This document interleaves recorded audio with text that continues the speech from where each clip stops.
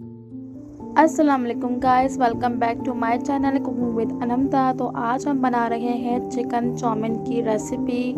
Chinese recipe है और इस तरीके से बनाएंगे तो काफ़ी मज़े की बनेगी। दावत में भी इस्तेमाल की जाती है, मेहमानों के आगे पेश कर सकते हैं। बहुत ही मज़ेदार रेसिपी बनती है।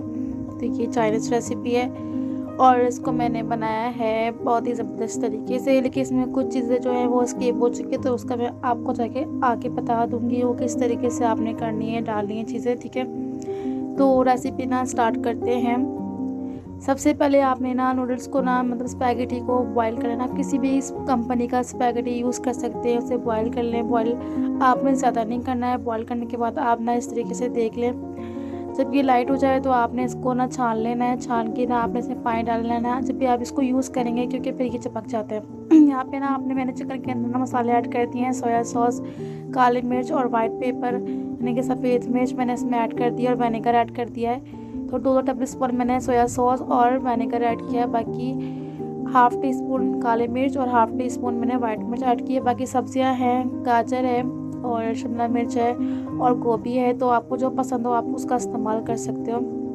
यहाँ पे ना सब्जियों को फ्राई कर लेंगे ऑयल में, थोड़े से ऑयल में फ्राई कर लेंगे, ज़्यादा नहीं, बस कच्चा पक्का रखना है। उसके बाद हमने यहाँ पे 2 table spoon vinegar, 2 table spoon soya sauce लिया है और 2 टेबल स्पून ही हम चिली सॉस लेंगे, इस तरीके से पूरे मेजरमेंट के साथ। उसके बाद ना यहाँ पे मैं ऐड करूँगी इसके अंदर हल्की सी शुगर, बिल्कुल लाइट सी, और नमक ऐड करूँगी बिल्कुल लाइट सा, क्योंकि इन जो है सॉसेस के अंदर पहले से नमक मौजूद होता है। तो यहाँ पे मैंने वाइट मिर्च, काली मिर्च ऐड कर दी है। इसको आप इस तरीके से मिक्स कर लें और बना के रख लें। इस तरीके से मैंने इसके अंदर और भी चीज़ें ऐड करनी है। यहाँ पे हम ऐड करेंगे चिली गार्लिक सॉस।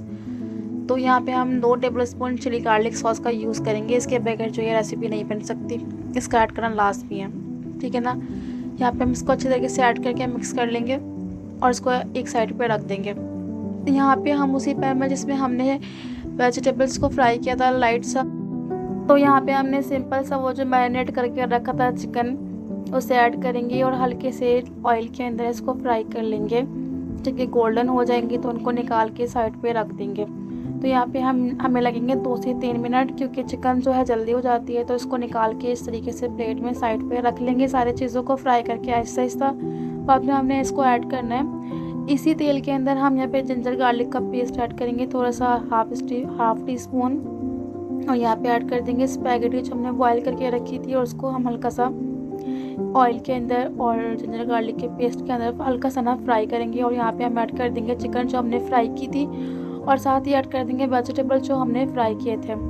फिर देन हम यहाँ पर इसको अच्छे तरीके से मिक्स कर लेंगे। इसको मिक्स करने में थोड़ा सा टाइम लगेगा, तो इसको अच्छे तरीके से मिक्स कर लेंगे। यहाँ पे जो हमने मसाला बना के रखा था वो ऊपर से ऐड कर देंगे और उसको भी अच्छे तरीके से मिक्स कर लेंगे। तमाम स्पैगेटी, वेजिटेबल्स और चिकन के अंदर अच्छे तरीके से मिक्स करेंगे, ताकि ये जितना मसाला है ना अच्छे तरीके से मिक्स हो जाए। सॉल्ट का ध्यान रखना है, क्योंकि सॉसेस के अंदर ऑलरेडी सॉल्ट मौजूद होता है और स्पाइसेस भी मौजूद होते हैं। तो बस हमारी झटपट सी रेसिपी बन के रेडी हो गई है।